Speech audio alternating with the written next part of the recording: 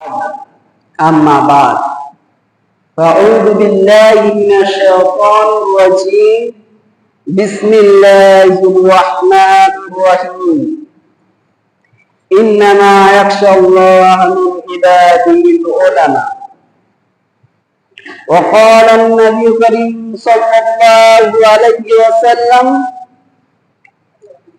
من سلك طريقا يطلب فيه علما سلك الله به طريقا من طرق الجنة وإن الملائكة لتضع أجنحتها رجا لطالبين رواه أبو داود।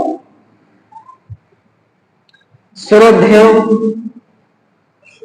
সম্মানীয় পত্র জুমা মসজিদের মুসল্লিগণ, প্রশংসা সেই মহান আল্লাহ পাক রব্বুল আলামিনের জন্য, জিনার দয়ায়, জিনার রহমতে আজ আমরা এই পবিত্র জুমা মসজিদে একত্রিত হতে পেরেছি।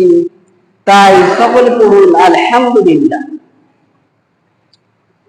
তারপরে পরে তিনার ধর্মের গুরু, কর্মের নেতা, মামিন আল্লাহ নবী মক্কি, নবী মাদানী, আহমদ মুস্তাফা, মুহাম্মদ মুস্তাফা, সকলে পড়ুন সাল্লাল্লাহু আলাইহি ওয়াসাল্লাম। তিনার প্রতি শত শত শান্তির ধারা বর্ষিত হোক। আল্লাহুম্মা সাল্লি আলাইহি ওয়া সাল্লিম বারিক। সম্মানীয় উপস্থিতি, আজ আমরা ভাবছি যে কোন ছেলে যদি পড়াশোনায়, কোন ব্যবসা বাণিজ্যতে সফল হয়, তাহলে আমরা ভাবি যে ছেলেটাই হচ্ছে সফল, সাকসেস।